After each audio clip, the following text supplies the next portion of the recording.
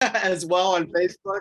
If you're not following him on Facebook, but at this point, he's turned probably how many DMs have you turned into DVMs at this point, John?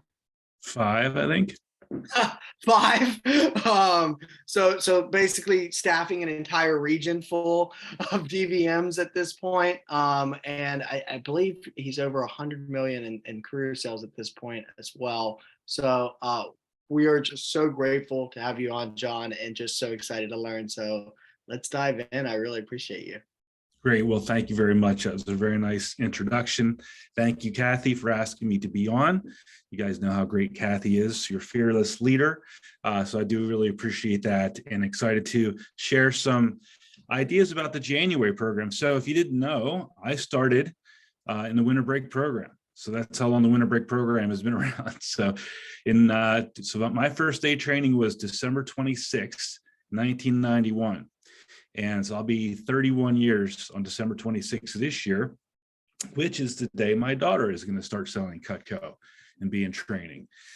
So she's a senior in high school, but she's got a 2-week break right around Christmas. So she's going to be able to start soon. So we're excited about that. And my son, Jack, is a 2-time branch manager and will be the pilot sales manager for this winter break and for next summer. So it's definitely a family affair in our well, actually, I should say in our division, right? So Earl Kelly's our region manager.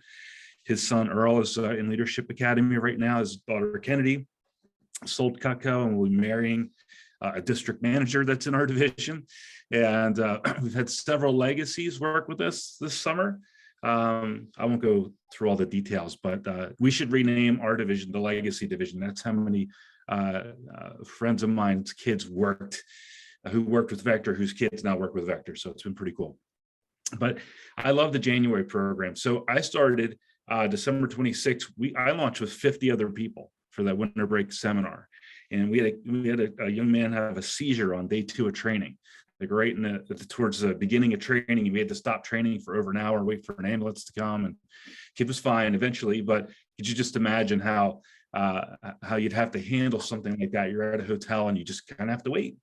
And obviously, I didn't know that training was thrown off because I never, this was my first training seminar and I was in the training as a sales rep. But yeah, they scrambled and they figured out how to get us done on time and so on and so forth. When I think about, I want you to participate a little bit with me here. I want to talk about why January can be such a powerful program, but just from your perspective, from what you've heard, what you know, why do you think January and the winter break program is a good program?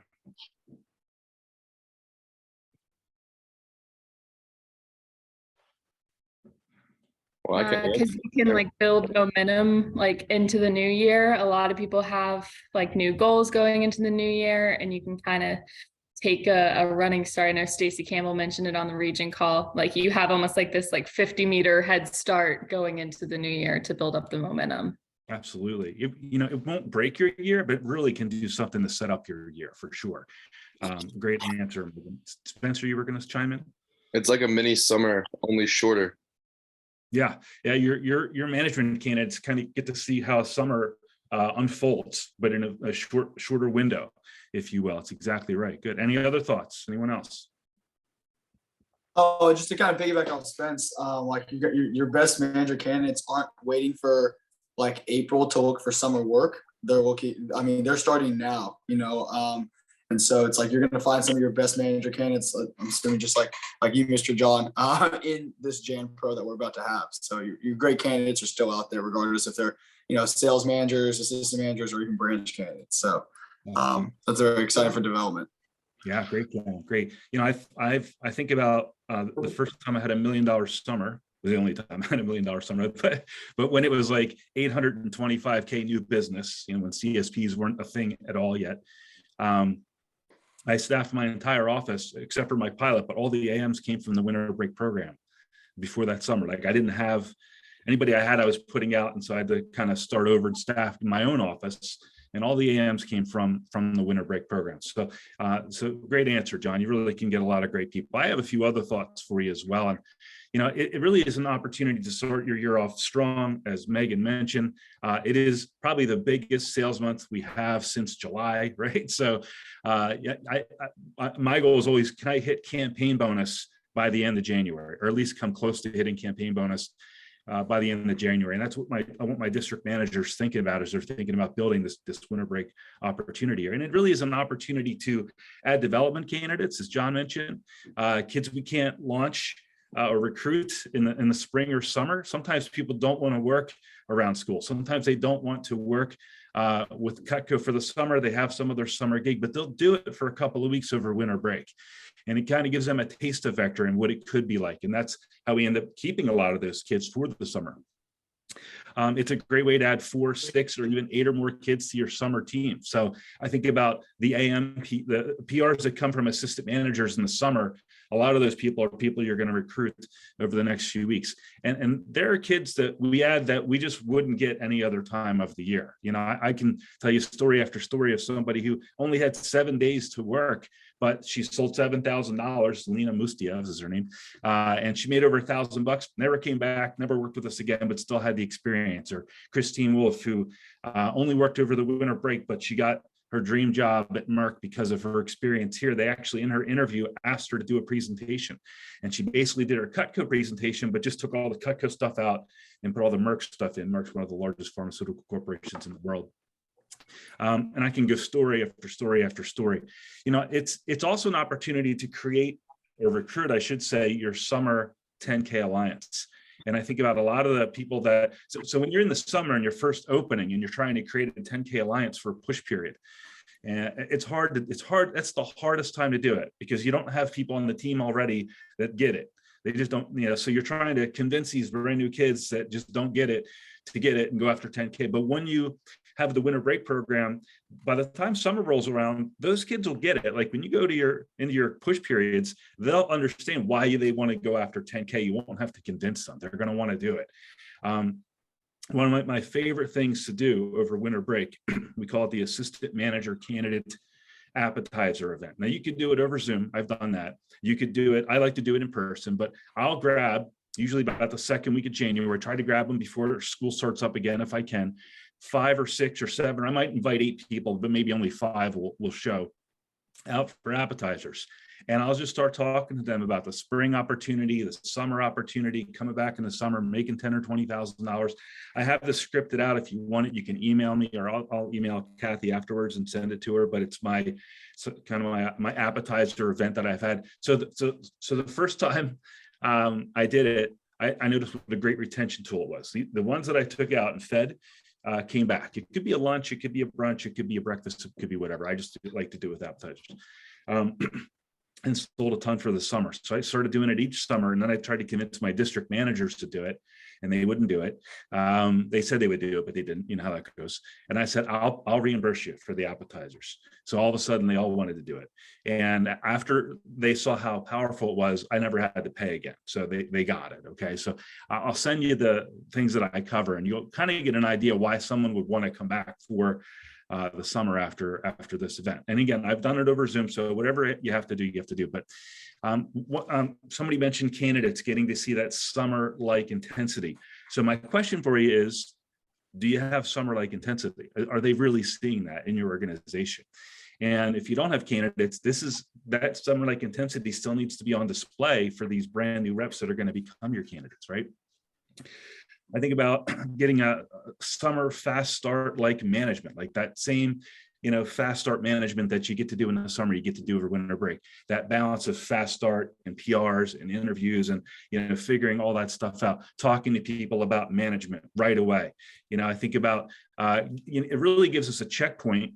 I love the winter break program because it gives us a checkpoint on our program. So what I have done is through winter break, I really think about, okay, what programs do I need to strengthen by summer?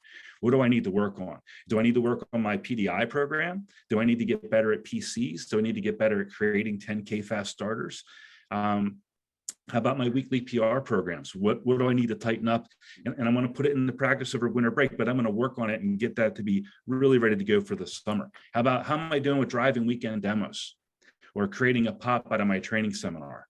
how's my overall rep management after their fast start, right? So these are things I'm thinking about as I go into winter break. And then I'll just pick one or two things, not everything. We all want to get better at everything, but I'll just pick one or two programs, usually one for recruiting and one for productivity, that I'm going to work on in the spring to really sharpen up my skills by summer.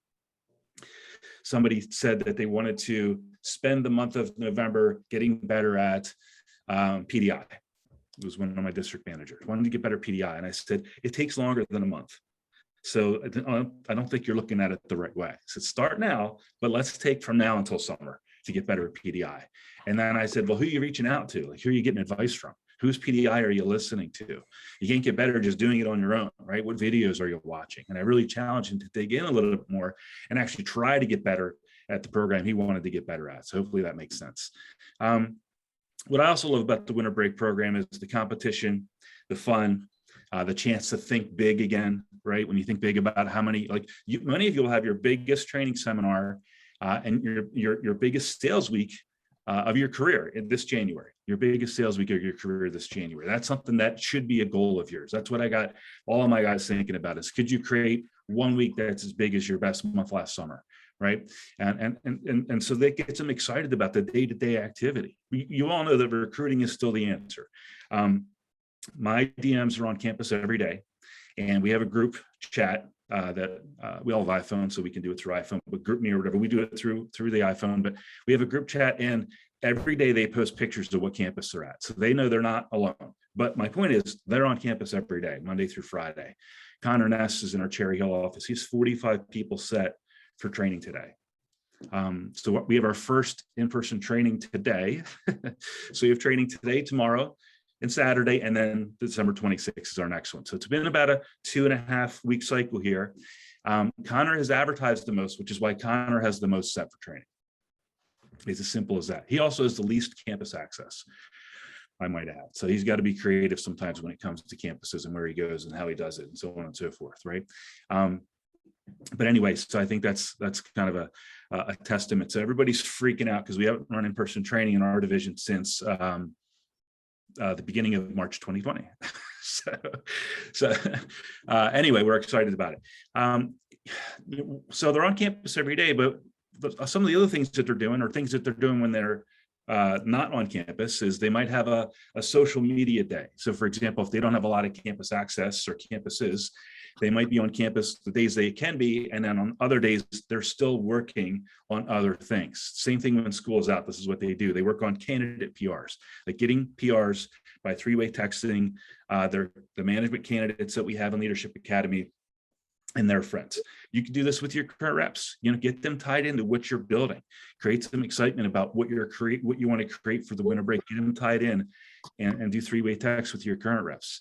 They're going through, one of my managers went through all the no-shows for the entire fall, and all the unreached PRs and all the lost texts from the entire fall, and tried to get, and did get many of them scheduled for interviews. Can you hire one or two people to send messages from your social media account while you're doing other things? And then of course, help them with the messages when you can. We've messaged people, we've re-messaged, I should say, people from the summer on social media, like LinkedIn and Instagram and so on. Like people that we messaged in the summer that said they didn't want to work with us for the summer, we're messaging them again, telling them about the winter break opportunity. And we're getting a lot of people to say, okay, yeah, I'd be interested in. I want to find out more about that, and scheduling them for interviews. There's always more that you can be doing. And you got to reach out to people and say, hey, what are you doing in your office that's helping you out? And it's so easy to reach out to people these days because you could just shoot them a text. By the way, before the call this morning, a lot of the things I just shared with you, I texted my guys and I said, hey, what are you doing? What are you doing? What can I share with Kathy's team? And so all the things I just said are what they're actually doing right now. Okay. Picasso explained it best. He said, action is the foundational key to all success. And you have to take massive action. You can't keep doing what you're doing and expect all of a sudden recruiting is going to explode. If you want real change, if you want an office that thrives, that creates champions, If you want 10K new business weeks to be the norm and not the exception, if you want to compete at the national level, if you want 2 to 3K weekly checks to be the norm and not the exception, if you want 5K monthly bonuses and 7K and 10K campaign bonuses, if you want to build something great and leave a lasting legacy, then I ask you to advertise more this campaign than you ever have. More PR calls than you ever have. Talk to your colleagues more than you ever have. Talk to your colleges and high schools more than you ever have. Do campus tables. Get the word out to everyone in your territory that there's work available this winter break. Kathy asked me to say what I'm talking to my team about. This is what I'm talking about, and they're executing. And if you decide to thrive, to execute the plan, I promise you, you're going to win this January. And each of you together will change your team forever. So those are some of my thoughts on January. If you have any questions, love to hear them.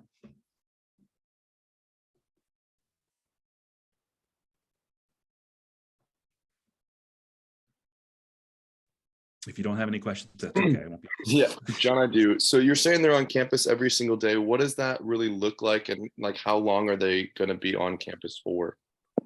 So through finals, finals week's a little bit different because the campuses are kind of dead. But when they're on campus right now, they're writing on the dry erase board or chalkboard. So winter break work, blah, blah, blah.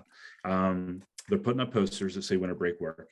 They are doing some in-handing. So they all have business cards and flyers. They don't have a ton. I think they got a couple hundred posters and a couple thousand business cards and a couple thousand flyers, like 4-page flyers. And as they're walking around doing other things, they're in-handing. If they have a campus that they aren't really allowed to do those things, they're showing up to the Career Services Center to ask, what can we do to let your students know that there's work available? Sometimes it's, hey, give us a few posters, we'll hang them in the appropriate spots. And that's all that they can do at that school. Or it's, can you send an email blast? And they're just asking for what they can do. They're saying, this is what we're doing over here. Sometimes they'll take them donuts, like they're trying to schmooze their way into these campuses if they can. And the thought is that if they work on it now, maybe they won't get a whole lot of access now, but they'll get it by summer. You know, it's like, what can we do? So and they've called each of the high schools to let them know that we have winter break work available for anybody who's 18 or older, and just making sure they have to be 18, obviously. But those are some of the things that they're doing. Off campus, they'll get a team together and they might flyer a parking lot like a movie theater, shopping centers, restaurants, things like that. Sometimes they'll do the malls, but that doesn't really produce a whole lot. But yeah, and this is something they're doing every single day, but they're just trying to think about, okay, here's what they are doing. Every day they have a plan. Every day they have a plan. When all the finals are done and so I said finals week's a little bit different. They're just at that point, just refreshing whatever posters have been taken down or all the tear tabs are taken off. They're just putting new ones up. A little bit of chalk. There's not as many people around, so it's kind of a quick, in and out. And then usually about, I don't know, the week before Christmas, all our schools are done. There are some schools still going, but we're done. We're not going to continue to advertise. They might hit, unless there's a community college they want to get to or something like that. But they're in the office, and that's when they're doing a lot of the PR work. All their their students are home. They'll take a day where they'll kind of try to bring people back from the summer that they worked with that maybe kind of disappeared and fell off the face of the earth. We've noticed that some students just can't do vector and school at the same time. Some really great kids. And they say they're going to. I'm somebody I sat down with and I planned out. She just had a 30K push period. And she goes, I want to sell 40 grand this fall. Can you help me plan it out? We figured out how she could do it and they went to overwhelm her. It ended up being like, maybe, I can't remember, maybe it was 20K that she wanted to sell. But anyway, it ended up being like 6 demos a week that she had to do. And she's like, I can definitely do that. You know how many demos she's done this fall? She's done 0 demos. All right. So not a single presentation, not a single sale. That's okay. That's okay. We're going to bring her back for the winter break and get her re-vectorized, if you will. So a lot of great people like that are out there. And then there are kids that, maybe only sold a few thousand this summer that you can get back for winter break. And that's something that we're going to try to bring them back and get them helping us out again. And those are obviously another source of 3-way texting and PRs. And, you can set up contests. Our region has a contest that their PRs can get some credit towards our trip and things like that. But if your region doesn't have that, you can set up your own contests. We've given away all kinds of stuff. So, Jacob. Yeah. So So it sounds like you're calling all your previous reps from the summer, or at least probably your top 25, right? And inviting them to go get appetizers with you. What does that call kind of sound like? So the appetizer event's different. I'm glad you brought that up. I didn't clarify. The appetizer event are for people that we launch in January, like the winter break. So I'm grabbing 5 or 8 that I want them to come back for the summer. The conversations I'm having with people that I want to bring back now is first thing I do is I don't even bring up Vector. I just ask them, how's school going? You worried about finals? How's that looking? Just want you to know I was thinking about you. Hey, we're going to have some in-person events over the winter break. We'd love for you to come in and check it out. I have a Leadership Academy event on the 21st. I'm going to try to bring people back. Come back for that. Come back for that. Just check it out. We accepted you for Leadership Academy, and then we didn't hear from you all fall, but we want you back anyway. We need the help. It's kind of, that's it. And I can't, if we call it scoops, we're going to scoop them back up. I can give you story after story. I mean, I think most of my current management team are people we scooped back up, and eventually they fell back in love with us, and eventually they became district managers. So that's pretty much it. You can take them out, but I don't think you really have to. Just meet them at the office, buy them a donut.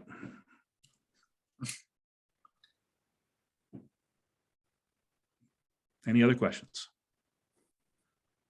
Do you have any DMs that are personally selling as well, or working malls or shows while they're kind of building their jam program? And if you do or ever have, what would be kind of advice for doing both?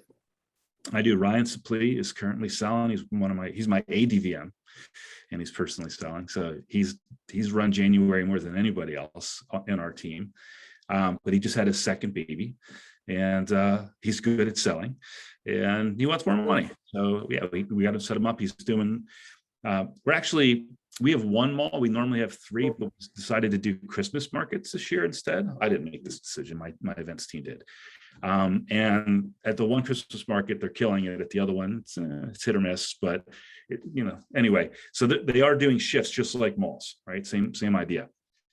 And what Ryan and I planned out was, look, you got to focus on recruiting first, and we got to get this winter break program up, but pick the days that you know that you have coverage for your interviews so that you can get to the malls, but don't throw your candidates into those interviews. Like, really, you got to watch their interview. You got to make sure that if they're going to run an interview in your absence, that they do it better than you were running it yourself. So that they get good shows, and just making sure the winter break verbiage is locked in there as well. So that's, and of course, it's like, Ryan, you got to, get up, advertise, and then you get on campus and then go do your shift. So things like that. The shifts don't usually start until 10 for us, for the most, actually 10 or 11, I can't remember, for the most part. So except on the weekends, I guess. But yeah, that's what he's doing. He has as many scheduled for training today as my office does, and I am not selling any knives. So. And by the way, with that, sorry, I'm like half dead over here. That was something that when I was a new DM doing the Jan Pro, I would go hit apartments, in the morning at like 7 a.m., and then I would go work, whether it was at the mall or wherever. And so don't underestimate the early mornings and the late nights, but also as they're working events, are you recruiting there? Like I brought that up to Rossi, and he's like, I didn't even think about that. Like, if there's people walking by, are we handing flyers to everybody? If a DM's working an event, are they talking to people? Are we recruiting? They're there. Absolutely. Yeah. I mean, our candidates are even trying to get a PR or two that way while they're working events. Mm-hmm.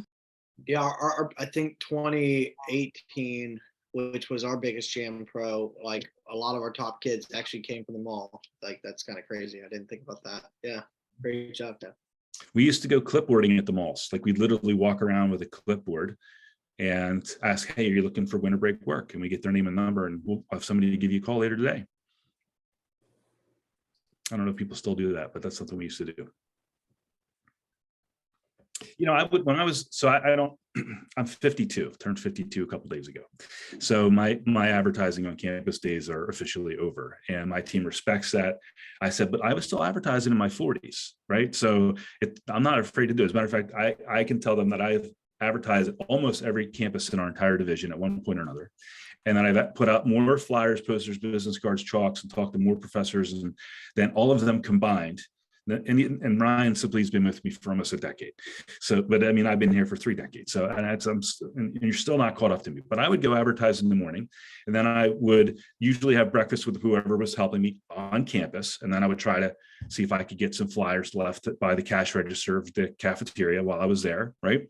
And then when I was walking, I used to, like, just to show whoever was with me how important advertising was, I would run, like, sprint across the field to go hand a poster or flyer to somebody that I saw that, didn't, and it would just freak them out. Obviously, the person I was running up to, like, why is this person running after me? And I'm like, did you do one of these? But I wanted to show the candidate, said, hey, I want the touches. This is important to me. And so I get to tell these stories all the time to my team, but it kind of showcases the importance of he or she who advertises the most gets the most touches. We actually advertise the company's website on all our media.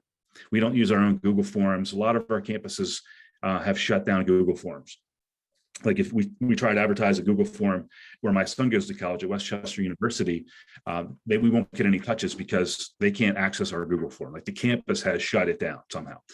However they do it, they block all Google Forms. So we use the company's website. And I was worried when we first started doing this that studentwork2022.com or whatever, that's what we're using. I was worried that when we go to our Philadelphia schools, our city schools, like my territory is Philadelphia, and then we're all in the suburbs around it. We have it completely surrounded.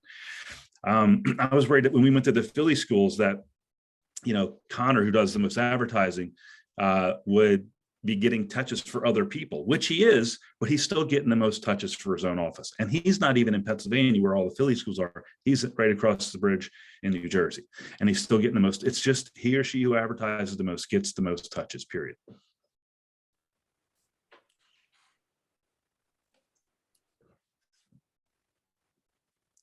My team's done a really good job of working with their campuses, and they just try to pick 1 or 2 schools every campaign to build a better relationship with, so that they aren't sneaking around or doing it. They're really going through the front door and doing what they know the campus will allow them to do.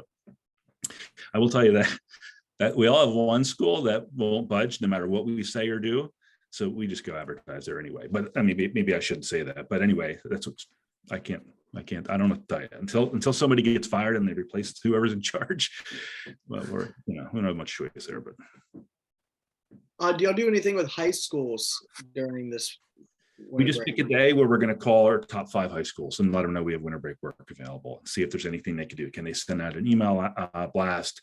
Can we send email over a poster that they could put up? I have personally visited my top high schools.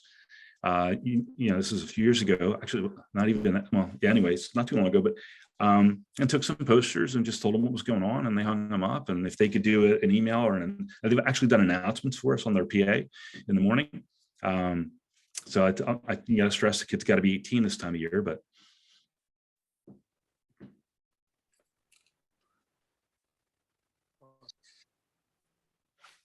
What would you say, John, over your years of doing Jam Pro, that are things that could hinder someone from popping like we would want, and things that you see that are obviously you've given us a lot of best practices, but anything that like if you do this other than campus, you're really going to set yourself up?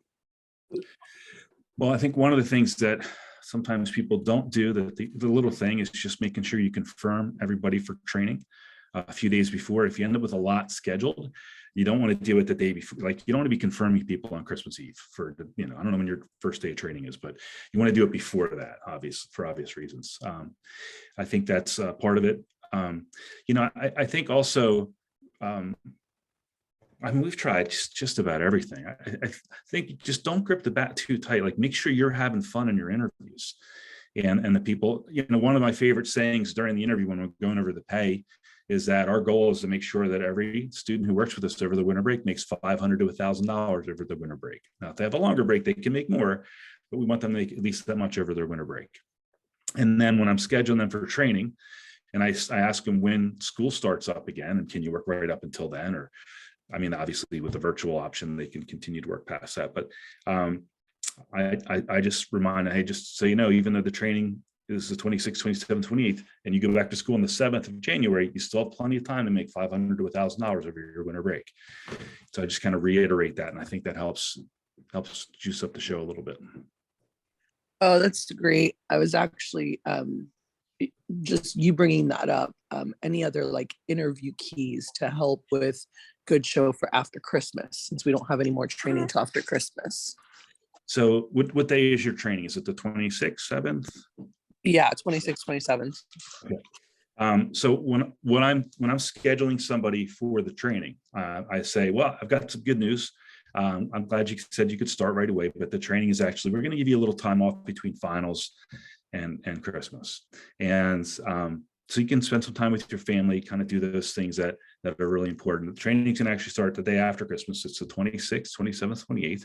We've been running training right after Christmas for decades now.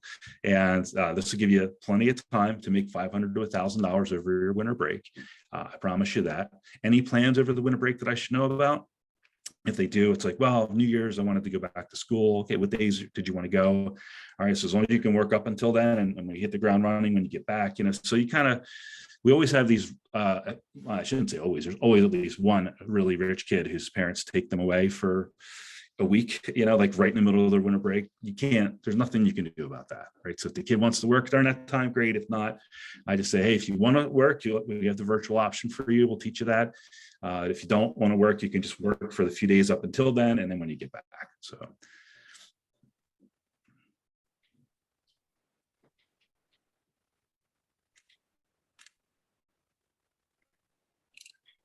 I think one of the other things we do in the interviews, we talk about why it's a great time of the year. And January is one of our biggest months. And the reason is a lot of people get money for the holidays or year-end bonus, or sometimes even get their tax returns back quickly. But also, December is like cutlery awareness month. I mean, between Thanksgiving and Hanukkah and Christmas, everybody's cooking for their family, and they realize, gosh, our knives are really, really terrible. And so by the time we get to see them, they're like, yes, we really need this. So, and a lot of times we'll get a sale just for that very reason.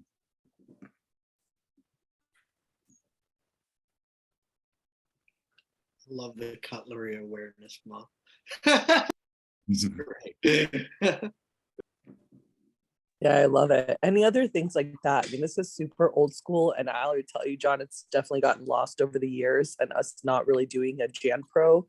Like there's like great little one-liners like that help create an expectation of sales post-Christmas, where a lot of these kids are like, they just spent all their money. So any other like little one-liners you can think of during the interview, or things you guys talk about to create expectation that sales will happen after? Yeah, I think that we don't, other than what I've already shared, there's really not much else. I don't want my team to like revamp their entire interview for the winter break, because I think it's really hard to duplicate with their candidates. So we'd really try to keep it to just those couple little things that I've mentioned. If I think of anything else, I'll share it with you for sure, but I can't think of anything at the top of my mind right now. So why it's a great time of the year. January being one of our biggest sales months, and the whole $500 to $1,000 over your winter break goal.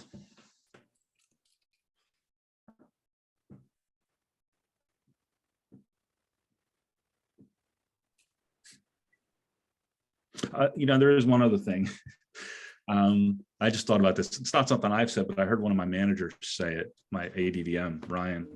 And he just brings up that one of the things our students love about working with us over their winter break is that if they were going to work somewhere else, like in retail or a restaurant, they know they'd be getting the worst hours over the holidays, the worst shifts. And here they get a chance to really have some control over their scheduling.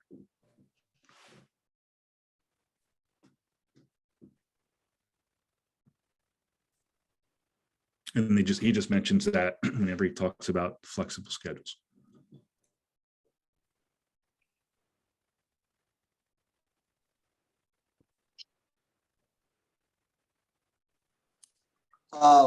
Real quick, Mr. John, by the way, this is all so great. I need to get a bigger notebook. Maybe that's something like I could ask for Christmas. My mom was like, what do you want for Christmas? When it comes to encouraging reps, because I started back in 2018 when it was like there was a virtual, but everything was really in person. Kind of encouraging reps who started with the virtual over the fall, and like any words of wisdom on like any nuggets on, hey, you're gonna be in front of family anyway. Do like ask. This is a great time to reshare goals. Ask for more leads. Go see that neighbor that you were too chicken to make a phone call to. Any words of wisdom or nuggets on that? If you don't mind sharing those.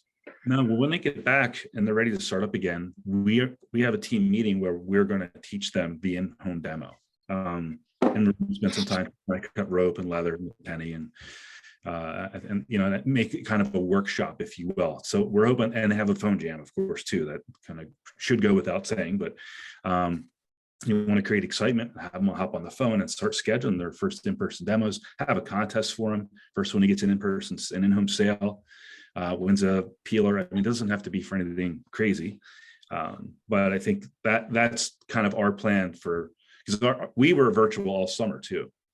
Like today was literally our first in-person training since 2020. So, but those are some things that we were virtual this summer, but we kept bringing people into the office and teaching them the in-person stuff anyway. So we were doing both, but their training seminar was virtual. And then but our top reps probably did half their sales in person and half virtually. I have a quick, just John, on the virtual training process, because we've been really focused on in-home, and it feels like we've lost a lot of results from and we have a very large territory where we have students that are going to have to do training virtually. Any tips that you've seen to really get them more engaged, really create more of a pop from your virtual trainees? The people that are on Zoom versus in person. So one of the hard parts is probably you have people in front of you and you're also running the Zoom, and it is really hard to pay attention to the ones that are on camera. I know that from leadership academies that we've done that way. We're always going to have a virtual option. So one of the things we are going to do is we have one manager that's going to run the virtual training for the entire division. And while he runs his own in-person training, and then we're going to have a couple of candidates that are going to be in the virtual training, facilitating any technological difficulties, making sure they have the correct videos, engaging with them. We noticed when we did our conference in person, but had a virtual option for people who didn't want to go in person, that we had to have people in charge that were all just 100% dedicated to, it doesn't have to be, I mean, it could be, we literally for SC2 had one manager that was in charge. It was somebody who had COVID, but they weren't that sick. But anyways, so they were the chosen one who was in charge of facilitating the entire online conference. And that's really all you need. So I kind of think that has helped us keep both. And then we're trying to make sure that we're still teaching the virtual demo to people that are in person, because we don't want them to lose the opportunity to sell to people in Texas, for example. Funny. Now, when you say you have someone like in charge, so you guys, let's say you're running live training, and are these other people, they're having a separate training completely, or are they watching you run the live version and someone is facilitating where to be and what to follow along with virtually? They are in the same room, in the same build, in the same office, so to speak, but in their own private office, really just engage with the virtual. And not really engage with the live in-person stuff so much. So that's what we're doing. Now, I know what Kyle Preman did in his division this summer, because he did in-person with a virtual. He had one district do the virtual training for the entire division, and that district didn't have in-person training. But my division, we can't do that because we all have in-person training. So we're gonna do this where one person's running it, but every office has somebody from their own team, if you will, engage with their reps that are virtual.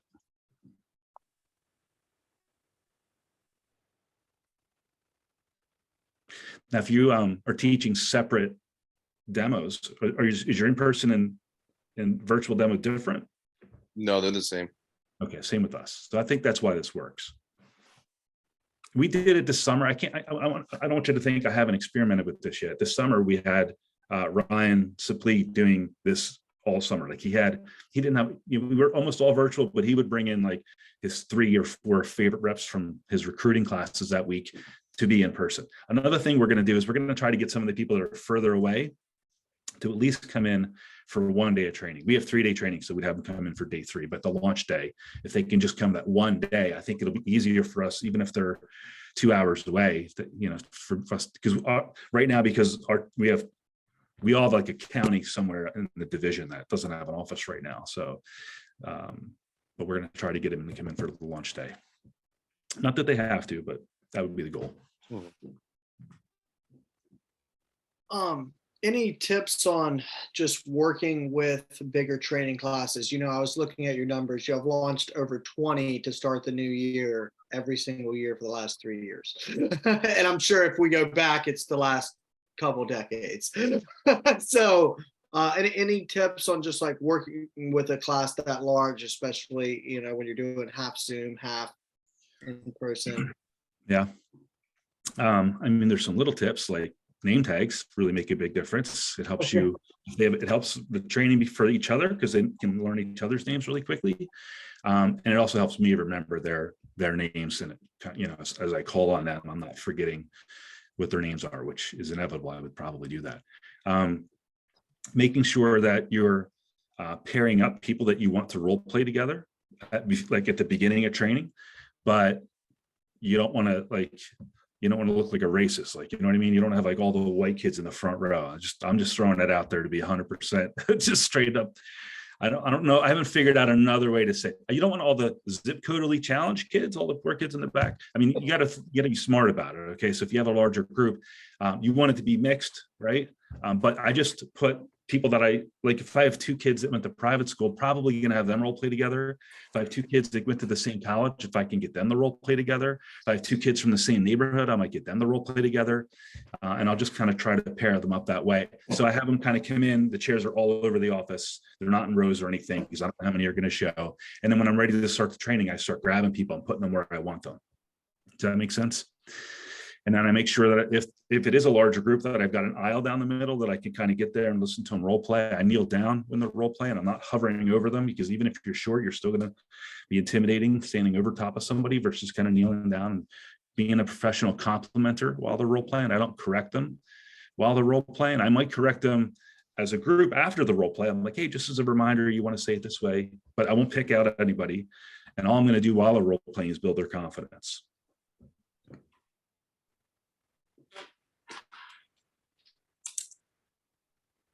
Make sure you have music going, but not while you're talking, but while they're role playing. Little things like that, I think, make it more fun. Appropriate music. When you have a group that's on Zoom, because in person we've done like cutting clinics before, can you still like spark that same excitement with people on Zoom when they're not really doing that? Like, are you showing it, just you doing it yourself on camera, or? Yeah, we're still doing the cutting. I think it still impresses them. There was a theory that we didn't need to cut the penny in the interview anymore because they're not going to be cutting pennies. But some of my managers felt that was not the case. They felt like they created some excitement when they cut the penny. You decide what you want to do in your interview, but I think that you can still create that excitement on camera, even though they can't physically see it themselves or touch it themselves. And you just remind them, hey, we've been selling Cutco virtually without pennies for years now. And so it works. Our average order online is not different than our average order in person.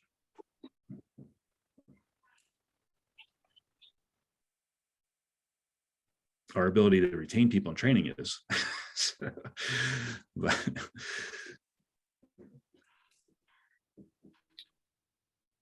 John, last question. Any things you like, you've given us so much right now. Anything that you would think to yourself, man, I wish I would have been doing this when I first started, doing Jam Pro, compared to what you know now, as far as little things that have made a big needle movers for yourself or your people? The biggest thing that comes to mind when you ask that question is, and I put this as a reminder in my calendar every year. I remember one specific January, like I was crushing it. And I'm looking around at my DMs in my division and they were not crushing it. And it's not like I had more people than them. Like we all launched a bunch. And I started to realize the difference was that I was PDIing every rep every day. And I was also trying to get them in the office as often as I possibly could for phoning and stuff like that. And I was also promoting having a grand day, like every day at the winter break. I was talking about who's having one, or maybe it's a 2K day these days, right? Because I mean, you can have a grand order with a homemaker, but you know, whatever. But the point is, like, some of those PPR things, those little things, like you can't just text everybody all winter break and expect to have a great winter break. I'm sorry, you got to actually talk to them on the phone. And the more you can do that, the more they're going to sell, and the better you'll do it retaining them.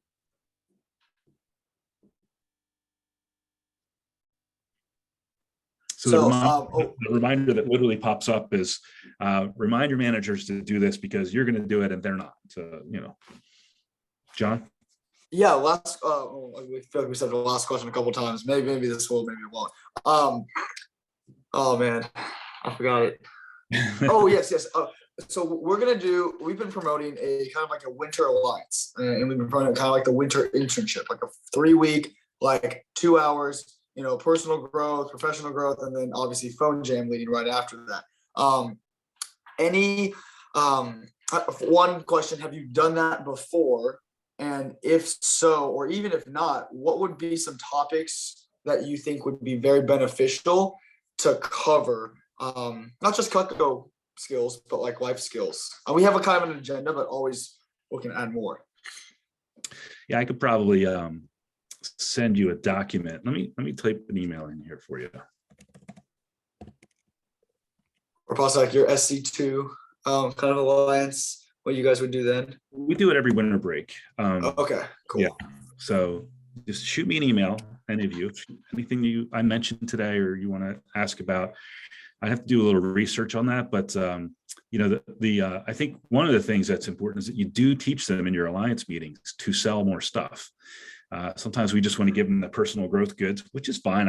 I like that too, but I think it's important to have some sales aspect as well, whether it's larger sets or $1,000 average order or networking into $1 million homes, or those are kind of things that I like to promote because I think they're topics that will make people say, oh, I want to listen to that, or I want to go to that.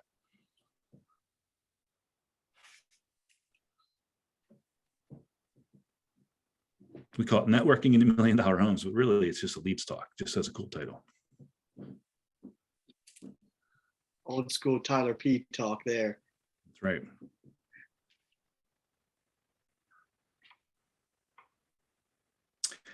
Gang, I have another meeting in 10 minutes. So if there aren't other questions. Well, I really appreciate your time today, John. This has been very, very impactful. I know I myself took a page of notes just listening to it. So I can only imagine everyone else. So we really appreciate your time. Thank you so much. And we're going to crush some Jam Pro because of it. So I really appreciate that. You bet. Reach out anytime, gang. Thanks for your time as well. Awesome. Thank you. Everybody. Thank you, John. All right, cool. Hey, Spencer, can you cut off the recording? Recording.